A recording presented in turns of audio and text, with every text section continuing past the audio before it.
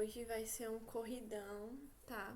Sobre tudo de execução de pagar alimentos, mas eu vou fazer no próximo GED outro corridão com o resto de todos os tipos especiais de execução, tá?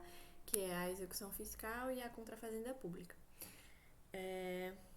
Mas assim, hoje, como o conteúdo é mais extenso e a professora passou um tempo maior nesse conteúdo, porque realmente vocês veem mais no dia a dia, né, que é a obrigação de pagar alimentos, eu vou fazer esse GED só sobre isso, e a gente faz um mais corrido no próximo sábado. E aí, sobre a revisão para a prova de vocês, eu e a professora, a gente tá organizando uma bateria de questões para disponibilizar no AVA, tá? Tem questões minhas, quanto delas, quanto questões de colegiada, questões de provas passadas, do jeito que eu faço aqui com vocês.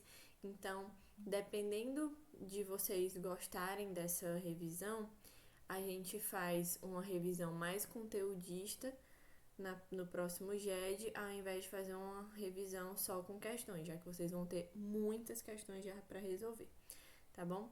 Então, eu vou conversando com vocês como eu vou fazer essa revisão, tá? Mas vocês não vão sair prejudicados de nada. Tem muito material para vocês estudarem para colegiar.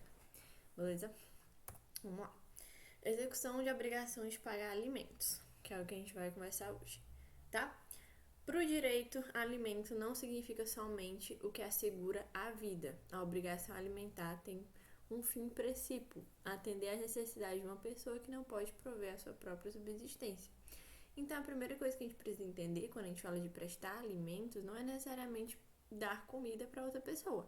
É literalmente todas as necessidades que essa pessoa precisa, justamente porque ela não tem condições de dar essa vida para si mesma. Ela não tem condições de pagar a própria alimentação, a própria casa, enfim, a própria subsistência de um modo geral. Beleza? Então, dar alimentos não é só necessariamente dar àquela pessoa o que comer. Tem que também dar um jeito daquela pessoa viver de uma forma plena, tá? É realmente uma forma dela subsistir por si própria com aquele tipo de remuneração. O juiz poderá fixar alimentos provisórios ou definitivos por meio de ato judicial. De igual forma, as próprias partes poderão entabular a transação, seja por meio de escritura pública ou documento particular, pelo qual uma delas assumirá a obrigação alimentar. Então, como a gente já sabe mais ou menos, é que para você prestar alimentos para alguém, isso tem que estar definido em algum lugar. De uma forma judicial, o juiz vai dizer: tal pessoa precisa dar alimentos a tal pessoa. Mas essa também pode ser uma forma extrajudicial de você assegurar a subsistência de alguém. Você pode, além de judicialmente, com o juiz arbitrando o que é que vai dizer, quem vai dar alimentos para quem, também pode ser de uma forma extrajudicial, que é o que esse texto está dizendo, que pode ser a partir de uma escritura pública ou documento particular, que é uma das pessoas de forma autônoma vai dizer: eu quero prestar alimentos para alguém, mas eu preciso que isso esteja tabulado em algum lugar. Então, ele vai lá no cartório para poder ou fazer uma escritura pública ou registrar um documento particular assinado por testemunhas. A gente vai falar sobre isso mais na frente, tá? E como ele fala também, podem ser alimentos definitivos ou provisórios. Os definitivos eles estão estipulados por uma decisão final, então o juiz vai, ao final de um processo, falar: definitivamente, todo mês, por exemplo, esse pai vai pagar essa criança 2 salários mínimos. Isso é definitivo, tá? Ou podem ser provisórios. Então, não tem, por exemplo, em uma ação judicial, está se pedindo a título de alimentos que um pai pague, além da pensão alimentícia, além do valor de R$ 2.000, por exemplo, está pedindo também para que ele arque com tudo que for relacionado à educação da criança.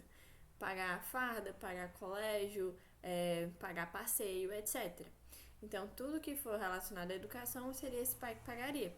Porém, numa decisão final, pode ser que esteja estipulado que não, que ele apenas é obrigado a pagar a pensão alimentícia, apenas a pagar o valor. Que esse valor abranja tanto a educação como a alimentação, como moradia, etc. Então, pode ser provisório. E esses são concedidos no processo em que se pede alimentos definitivos. Então, é muito difícil você ter alguém falando, ó, eu queria tudo isso, mas eu fico feliz só com essa parte aqui, só com essa parte da decisão. Então, normalmente a pessoa que quer entrar com a execução de pagar alimentos, ela fala tudo que ela quer. E aí é definido dentro desse processo que ela tá pedindo alimentos definitivos, aí vai ser definido se vai ser realmente concedidos alimentos definitivos ou provisórios, tá? De forma antecedente ou incidental, previsto no artigo 4 da Lei número 5.578. Então, além de ser por um período longo, né, ser definitivo que aquilo possa acontecer, ele pode conseguir decidir por tanto ser alimentos como ser educação, mas ele também pode dizer, vai ser alimentos e educação, mas só até, obviamente, é só até os estudos dessa criança terminarem. Após os estudos dela terminarem, continua apenas com a pensão alimentícia, sem necessidade de arcar com qualquer tipo de despesa com a educação. Então, tem um tempo ali definido de até quando aquela obrigação vai ser estipulada para aquela pessoa, tá? Isso também são alimentos provisórios.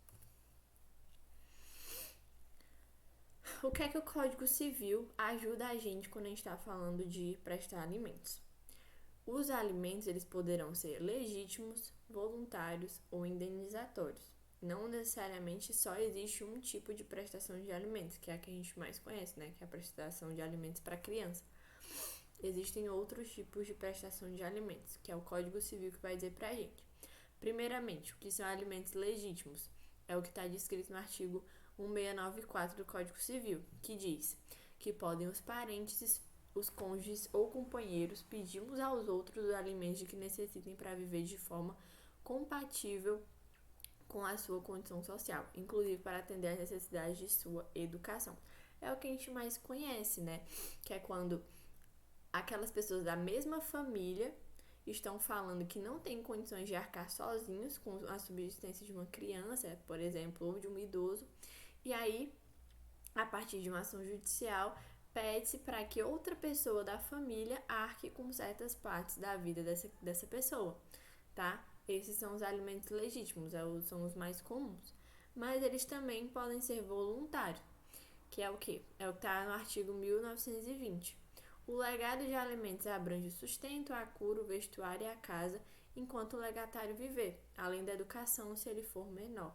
Então, é uma pessoa, que é que ele está chamando de legatário, que tem esse legado de atender à subsistência de uma pessoa. Então, é alguém que se dispõe ali a partir da família para arcar com o sustento de alguém, por isso que ele é voluntário. É uma pessoa que, enquanto ela viver, ela estará ali prestando alimentos para alguém, tá? E os indenizatórios, que a gente vê isso mais no Código Penal, mas a gente vai explicar um pouquinho aqui, que são o que está descrito no artigo 948, que é no caso de homicídio, a indenização consiste, sem excluir outras reparações, inciso 2º, na prestação de alimentos às pessoas a quem o morto devia, levando-se em conta a duração provável da vida da vítima. Existem outros casos, obviamente, que você pode prestar alimentos a uma pessoa em caso indenizatório, mas isso é um exemplo, que é justamente quando uma pessoa morre e aí essa pessoa que causou o homicídio precisa prestar alimentos à família do falecido, tá? Mas pode ser também, por exemplo, uma pessoa causou um acidente muito grave a outra e ela não tem como trabalhar, então ela pede alimentos a essa pessoa que causou esse acidente para poder ela não ficar desamparada. Tá? Então, indenizatório é justamente quando você precisa prestar alimentos a uma pessoa a título de indenização, porque você cometeu um ato ilícito, você precisa indenizar alguém e essa indenização, ao invés de ser um valor fixado no final de uma sentença, vai ser um valor a título de alimento, que vai ser prestado até o momento que essa pessoa não precisar mais, tá? E uma observação no artigo 533.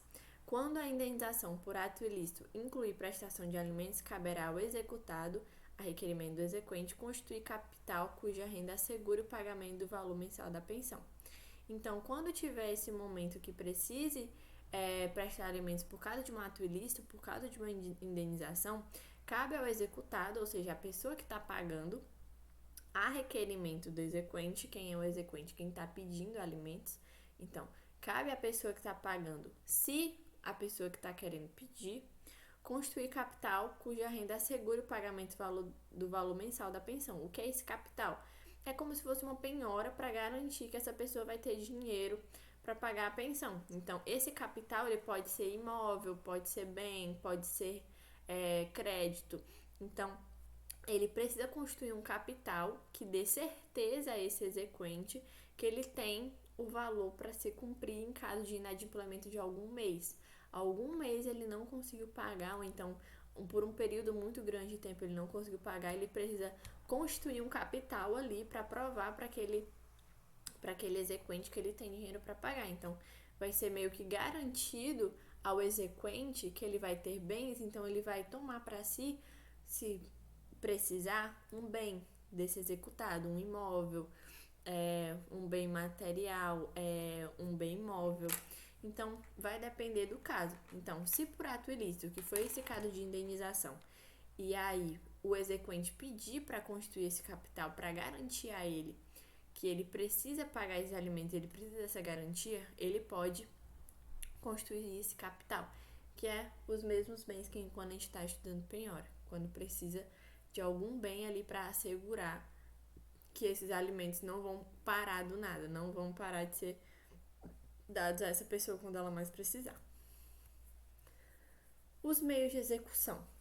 Essa parte aqui ela é bem comum para vocês, porque vocês, quando estavam estudando os penhora, né, vocês viram os métodos de expropriação, adjudicação, etc.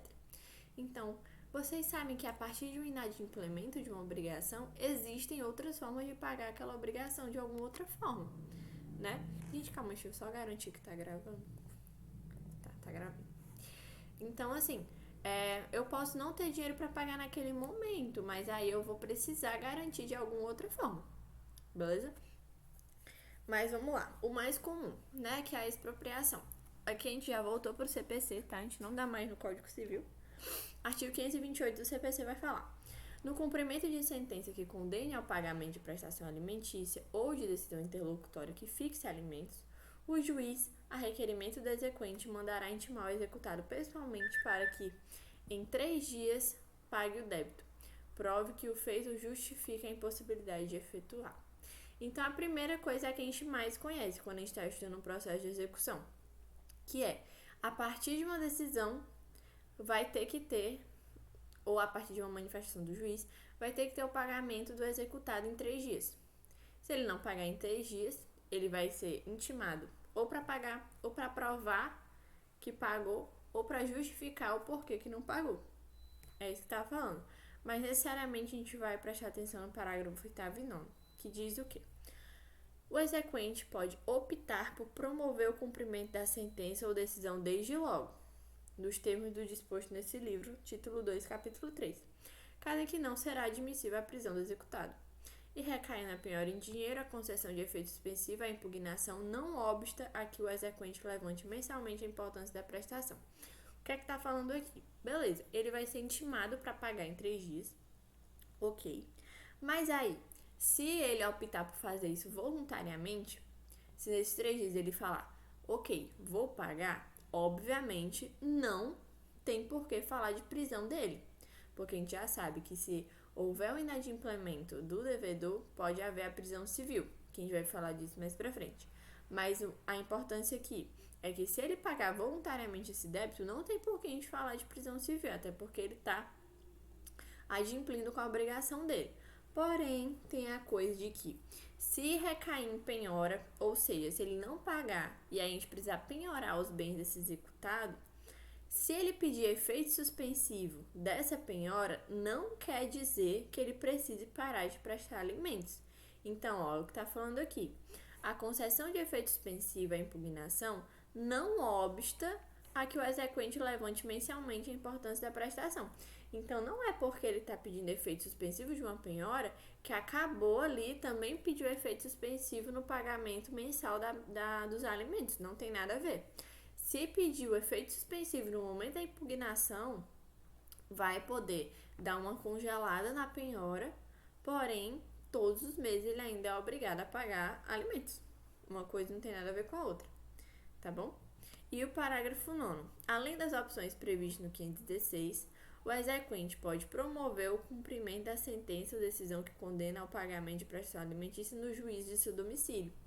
Então, se ele for pagar alimentos, ele pode optar, o exequente, né? A pessoa que está pedindo, pode optar pelo cumprimento dessa sentença, que é o pagamento dos alimentos ou da decisão interlocutória, no juízo do seu domicílio, tá? Então, quando o exequente vai pedir alimentos, que normalmente, né, é a mãe que está pedindo alimentos para o pai, ela pode pedir o cumprimento dessa sentença, né, no final do processo, mas que ele pague o alimento no juízo do seu domicílio. Então, por exemplo, a mãe da criança mora aqui em Fortaleza, mas aí o pai da criança se mudou, foi morar no Rio de Janeiro. Aí a mãe pode pedir, obviamente, para que a prestação desses alimentos aconteça em Fortaleza, tá? Para que todo o dinheiro que venha para essa criança aconteça no domicílio de Fortaleza. Ou que a execução que ela vai pedir porque ele não está pagando, tudo aconteça no juízo de Fortaleza. Que o juiz que vai julgar essa execução por causa de inadimplemento desse pai seja em Fortaleza, tá? Só uma questão de mais proximidade. Desconto em folha. Esse aqui também é super conhecido, né? Que está no artigo 529. Quando o executado for funcionário público, militar, diretor ou gerente de empresa ou empregado sujeito à legislação do trabalho, né, que é a nossa CLT, o exequente poderá requerer o desconto em folha de pagamento da importância da prestação alimentícia. Isso aqui também é super comum. Então, se a pessoa precisar prestar alimentos, ela pode pedir para que não necessariamente todo mês ela precise depositar em juízo, ou então vá na casa da pessoa, dê o dinheiro. Ela pode só pedir necessariamente que, eu tenho aqui esse salário, então todo mês desconto do meu salário já vai direto para a conta da pessoa. Pode ser feito dessa forma. Isso é, como eu falei, isso é bem comum. Então, não necessariamente precisa ser estabelecido que, o pai vai pagar, sei lá, no Pix para essa mãe todo mês. Ou então, não, todo mês ele vai precisar depositar em juízo a quantia tal. Pode ser só, o valor dos alimentos é tal, e aí eles pedem para a secretaria para que seja descontado do salário dessa pessoa para já cair direto na conta do alimentante. Ok?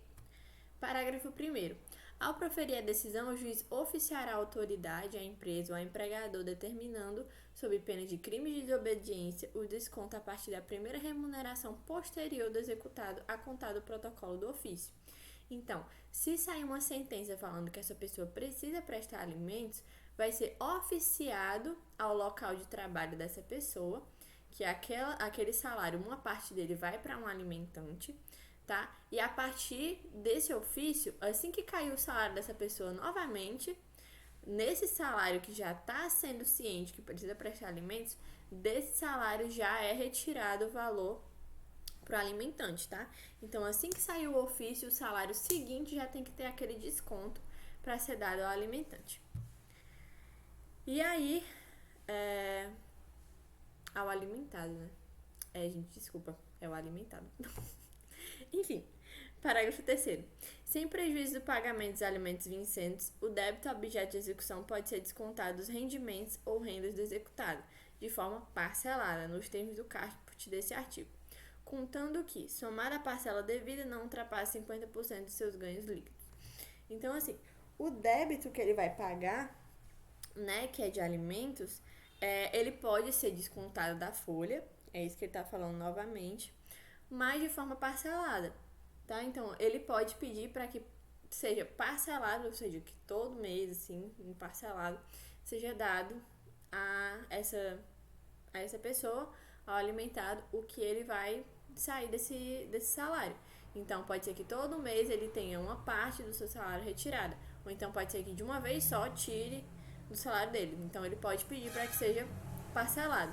Só que essas parcelas, elas não podem ultrapassar 50% dos ganhos dessa pessoa.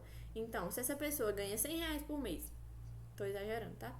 Se essa pessoa ganha R$100 por mês, ela não pode dar R$60 de alimentos para outra pessoa todo mês, tá? Então, tem que respeitar esse limite. Não pode ultrapassar as parcelas a serem dadas a título de alimentos, não podem ultrapassar 50% dos ganhos líquidos dessa pessoa que está pagando, beleza? E coação ou prisão civil. 528 também, só que são os outros parágrafos. Vai dizer: caso o executado, no prazo referido no caput, não efetue o pagamento, qual é esse prazo? Era o prazo de 3 dias, né? Não efetue o pagamento, não prove que o efetuou ou não apresente justificativa da impossibilidade de efetuá-lo, o juiz mandará protestar o pronunciamento judicial, aplicando-se no que couber o disposto do artigo 517. Então, obviamente, na falta do pagamento e no falta da justificativa da falta desse pagamento, o juiz poderá protestar o inadimplemento desse devedor. Como assim? Ele pode demonstrar em locais, em plataformas públicas, que aquela pessoa tem um inadimplemento. Então, esse devedor ele vai ficar conhecido por estar inadimplindo uma obrigação judicial, tá? Então, o juiz mandará protestar, vai mandar que seja meio que liberado para geral que essa pessoa está devendo, tá? Ele vai mostrar para as pessoas que esse cara está devendo. Então, obviamente, isso pode ter até consequências sociais e patrimoniais para essa pessoa. E vai aplicar no que couber o artigo 517, que aí vocês dão uma olhada nele depois. Parágrafo 3º. Se o executado não pagar ou se a justificativa apresentada não for aceita, o juiz, além de mandar protestar o pronunciamento judicial, na forma do parágrafo 1º, decretar-lhe-á a prisão pelo prazo de 1 a 3 meses. Então, além do juiz poder protestar que esse cara não pagou, ele ainda pode, a pedido do MP, obviamente, a decretação do MP, decretar a prisão pelo prazo de 1 a 3 meses. Então, tá aqui um processo correndo. Aí ele não tá pagando com o débito dele já tem um tempinho. Ok, o juiz, ele pode protestar, ele pode anunciar em lugares de grande porte que esse cara tá inadimplindo uma obrigação, tá? E aí ele pede a intimação do Ministério Público para ele se pronunciar sobre esse caso. Se o Ministério Público falar que realmente é caso de prisão, o juiz pode decretar a prisão desse cara pelo prazo de 1 a 3 meses. Eu falo cara, mas é qualquer pessoa que precisar pagar alimentos, tá? De 1 a 3 meses, prazo máximo. E aí, parágrafo 7º. O débito alimentar que autoriza a prisão civil do alimentante é o que compreende até 3 prestações anteriores ao ajuizamento da execução e as que vencerem no curso do processo, que é a mesma coisa que fala a súmula 309 do STJ. O que é isso aqui? Se tem uma execução, é porque tem um débito que não foi adimplido. Isso a gente estudou faz tempo, né? Então, se eu estou entrando com execução, é porque alguém não pagou uma obrigação que eu precisava pagar, né? Então, eu tinha um processo de conhecimento, tinha uma sentença que já estava falando, ó, precisa pagar alimentos. Não pagou, entrei com execução. Só que aí, vamos dizer que esse tempo que ele não pagou foi de 3 meses, de 4 meses, tá? Aí eu entrei com execução para pedir essas parcelas não pagas que ele já estava correndo. Só que aí eu entro com a execução e ele continua não pagando. Então vamos dizer que essa execução começou em, não sei, em junho. Só que ele não tinha pagado já a de maio, a de abril e a de março. Entrei com a execução em junho, só que ele também não pagou a de julho, a de agosto, tá? Então, vai autorizar a prisão civil do alimentante, que compreende até essas 3 prestações anteriores ao ajuizamento da execução, tá? Então, além dessas serem motivo para prisão civil, essas que vieram depois da execução, tá? Essas de agosto, de setembro, de outubro, elas também justificam, mas não necessariamente só essas. Se ele já estava descumprindo com a obrigação até 3 parcelas antes de eu entrar com a execução, essas 3 também autorizam ele a ser preso. Então, vamos dizer que eu tenho uma execução que começou no meio do ano, começou em junho. E aí eu entrei com a execução em junho. Só que eu entrei com essa execução por causa de 3 parcelas anteriores que não tinham sido pagas, que eram as parcelas de maio, abril e março. eu posso prender esse cara por causa dessas parcelas atrasadas? Pode, porque até 3 prestações anteriores à execução ainda é justificativa para prender. Porém, se ele não tivesse atrasado 3 parcelas, tivesse atrasado só uma, só 2, aí não seria motivo. Realmente teria que contar quais parcelas ele teria atrasado depois da execução, tá? Mas se no momento da execução ele já tinha 3 parcelas atrasadas, aí eu posso pedir a prisão civil dele, tá? E qualquer outra que venha após a execução também vai ser justificativa. Vamos lá. Execução fundada em título executivo extrajudicial que contém a obrigação alimentar, estabelecendo mais adiante no parágrafo único que as disposições pertinentes à prisão civil aí também se aplicam. Então, a gente está falando direto de prisão a partir de um processo. Mas será que também pode prender a partir de um título executivo extrajudicial, a partir de um documento que não começou com o processo de conhecimento? Pode. Pode pagar também a partir de um título executivo extrajudicial. Vamos entender. Pode-se dizer que embasará, por exemplo, execução por título extrajudicial com possibilidade de prisão civil à escritura pública, que contém a obrigação alimentar, inclusive no âmbito de acordo de divórcio, separação ou extinção de união estável. De igual forma, o documento particular com assinatura de 2 testemunhas, pelo qual o devedor assume a referida obrigação, e os instrumentos de transação referendados por alguns dos sujeitos citados no inciso 4º do artigo 784 do CPC, onde há também a assunção de compromisso pelo alimentante. Então, aqui ele está falando quais são os títulos executivos extrajudiciais que prestam alimentos, que obrigam o executado a prestar alimentos e que cabem prisão civil em caso de inadimplemento. Então, eu tenho título executivo extrajudicial, houve o inadimplemento da obrigação, pode ser preso se esse título já for registrado em escritura pública, em documento particular com assinatura de 2 testemunhas ou instrumento de transação referendário por algum dos sujeitos citados no inciso 4 do artigo 784. Então, mesmo que eu não tenha tido um processo de conhecimento anterior, mas eu tenho uma execução com base no título executivo desses 3 tipos, eu posso pedir a prisão civil do executado nos moldes do CPC. Ok? E, por fim, o artigo 528 vai dizer: a prisão será cumprida em regime fechado, devendo o preso ficar separado dos presos comuns. Então, como isso aqui não foi um caso gravíssimo, né, conforme o Código Penal, esse cara, essa pessoa, será presa em regime fechado, tá? O regime é fechado, mas ele vai ser separado dos presos comuns, dos presos do Código Penal, beleza? Até porque a gente sabe que a prisão por alimentos é a única prisão civil que a gente tem, né? Então, ele vai ser preso em regime fechado, porém, ele vai ser separado dos outros presos comuns, que são os presos a partir de crimes do Código Penal, tá? O cumprimento da pena não exime o executado do pagamento das prestações vencidas e vincendas. Então, não é porque a pessoa foi presa que acabaram as obrigações dele com as obrigações que ele não pagou, tá? Ou com as que virão depois da prisão. Então, ele ter sido preso foi uma forma de mostrar para ele que tem consequências graves por ele não pagar essa prestação. Então, ele vai ser preso, mas não quer dizer que quando ele sair da prisão, ele não tenha mais que pagar as parcelas que passaram ou as parcelas que virão, tá? Então, não exime o executado de pagar qualquer coisa porque ele foi preso, tá? A prisão foi uma consequência dos atos dele, mas não exime o cumprimento da obrigação, até porque seria mais oneroso para quem precisa desses alimentos, né? A pessoa tá precisando de alimentos, aí prenderam o cara. Aí você fica, nossa, prenderam ele, olha só como ele foi ruim pra mim. Só que aí quando ele sai, você continua pobre, porque ele não te pagou nada. Não faz sentido.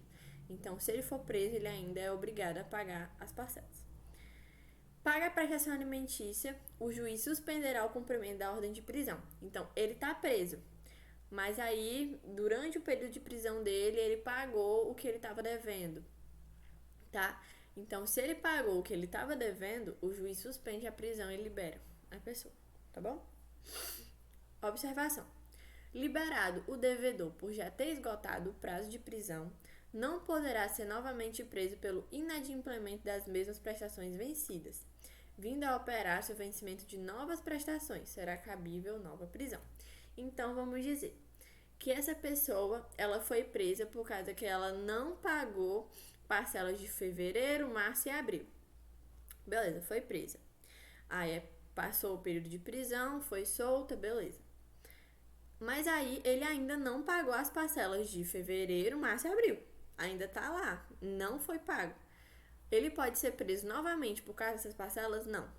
Só que aí ele saiu da prisão, também não pagou março, maio, junho, julho. Ele pode ser preso por causa dessas novas parcelas que foram avaliadas depois que ele saiu.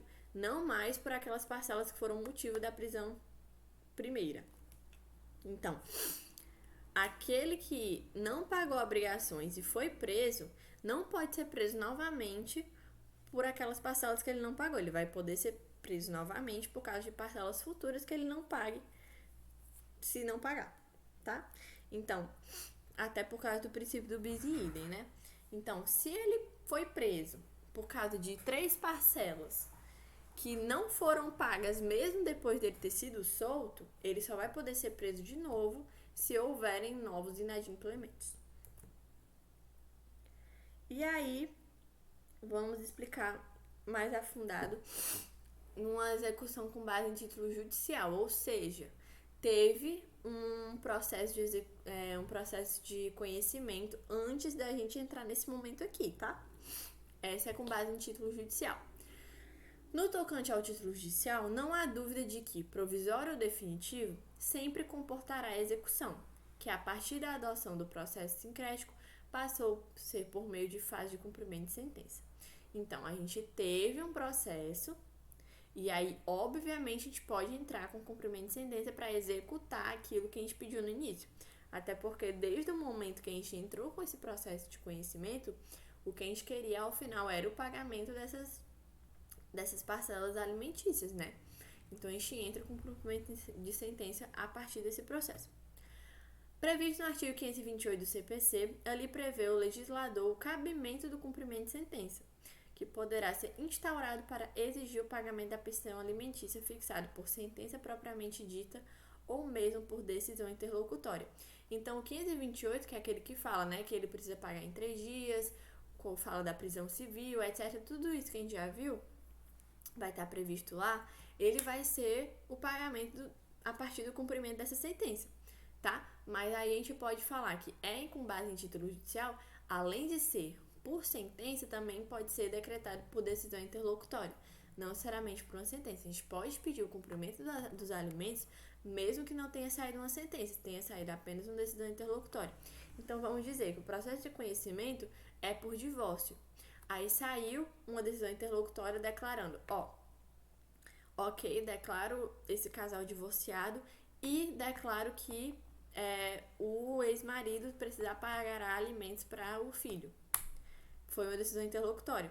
Mas a partir daí já está valendo que ele precisa pagar. Não precisa esperar a sentença para ele começar o pagamento, não. A partir da decisão interlocutória já pode. A sentença não pode não ter saído ainda, porque ele ainda precisa falar da divisão de bens, da guarda da criança, etc. Então, quando sair essa sentença, ela vai falar sobre mais coisas. Então, a partir do momento que se declare que essa pessoa precisa pagar alimentos, seja por sentença ou por decisão interlocutória, aquela obrigação já está valendo. Aquela pessoa já está obrigada a pagar. Ok?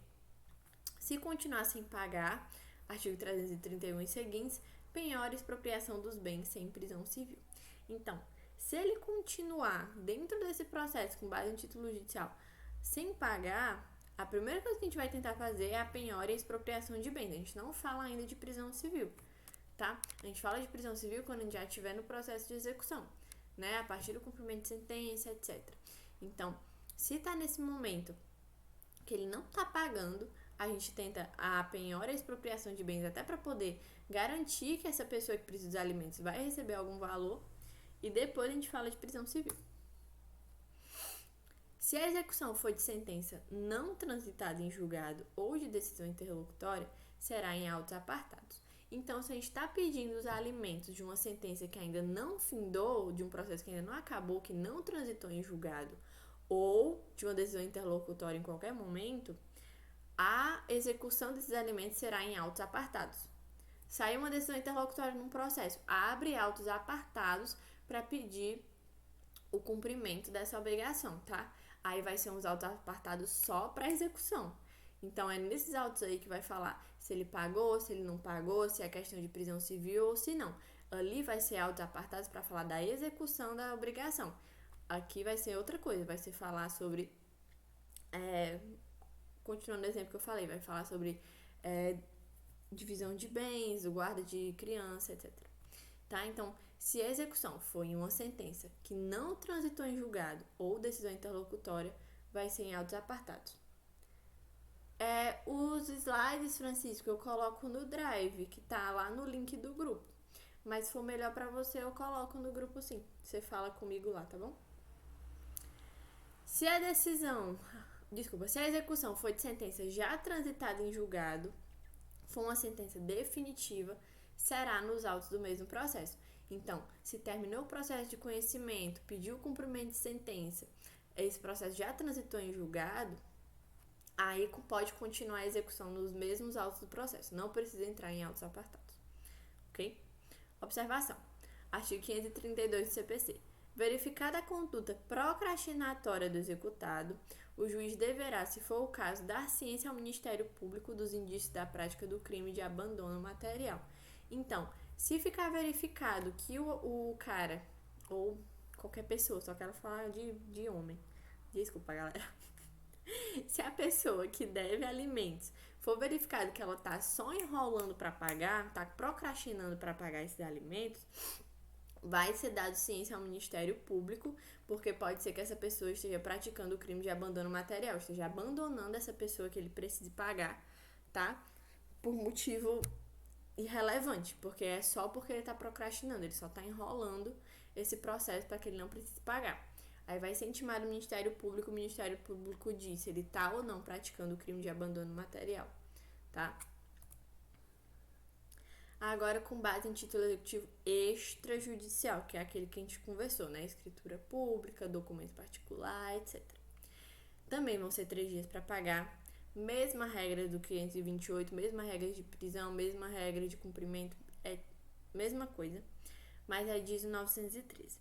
Não requerida a execução nos termos desse capítulo, observar-se ao disposto no artigo 824 e os seguintes. Com a ressalva de que, recaindo a penhora em dinheiro, a concessão de efeito suspensivo aos embargos da execução não obsta que o exequente levante mensalmente a importância da prestação. Aqui é a mesma coisa quando a gente estava conversando sobre a impugnação, né? Se tiver impugnação com efeito suspensivo, não quer dizer que aquela pessoa não precise mais pagar as parcelas só porque ela está em penhora. Não quer dizer isso. Porém, aqui a gente está falando de execução com título executivo extrajudicial. A gente não tem impugnação, a gente tem embargos à execução, né? A gente já estudou isso. Então, mesmo que esses embargos de execução tenham tido efeito suspensivo, ok, vai dar uma congelada na penhora, mas não quer dizer que essa pessoa não vá mais pagar as parcelas dos alimentos. Então, uma coisa não exclui a outra. Não vai ter penhora, mas a pessoa ainda vai precisar ficar pagando mensalmente a prestação de alimentos. Ok? E aí, gente, dúvidas? Foi isso.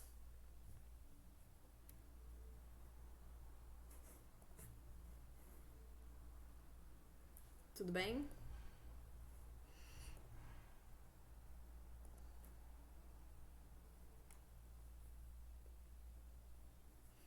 Se tudo bem, podem dar matrícula e nome, por favor.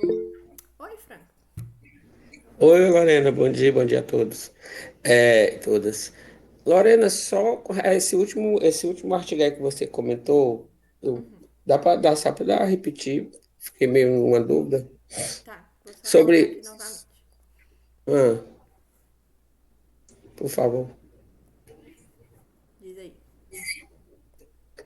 É o último, é isso. Ok, vamos aqui. Caixa. Quando está Sim. num processo de execução, a gente sabe que a defesa que tem o executado nesse processo de execução de título executivo extrajudicial são os embargos de execução, correto? Essa é a forma que ele primeiro tem de se defender. Mas uma coisa que ele pode pedir é efeito suspensivo. Por quê? Porque pode ser que quando ele chegue no momento de se defender, ele já tenha passado do prazo para pagamento e aí já vai estar lá querendo penhorar bens, né, e tal. Então, se tiver nesse momento já de passado o prazo para pagamento, já tiver penhorando os bens dele, já tiver em processo de expropriação, ele pode pedir efeito suspensivo. Ele pode pedir para que congele essa penhora, congele a expropriação dos bens dele, tá? Para que ele tenha esse período para se defender. Então, o efeito suspensivo é essa travada na penhora em dinheiro, aqui nesse caso, que ele fala sobre a penhora em dinheiro, dá uma parada nessa penhora, tá? Até ser julgado esses embargos. Porém, não quer dizer que esse efeito suspensivo também se adeque à obrigação dele de pagar mês a mês os alimentos. Então, pode parar essa penhora por causa de inadimplemento, mas não quer dizer que ele esteja desobrigado a pagar as parcelas dessa prestação. Entendeu? O efeito suspensivo, ele vai estar parado até o julgamento dos embargos. Porém, desse período, o que vai estar parado é a penhora. Não vai parar o levantamento mensal da prestação. Entendeu? Ok, entendi. Deu certo? Aí nesse caso ele fica pagando, depositando em juízo, esse valor para não. Não necessariamente, depende da decisão que veio. Se esse título executivo extrajudicial estava falando que o pagamento era em Pix, ele continua pagando em Pix. Se o título estava Ah, falando que era em juízo, é em juízo. Depende do que o título executivo extrajudicial estava falando. Entendeu?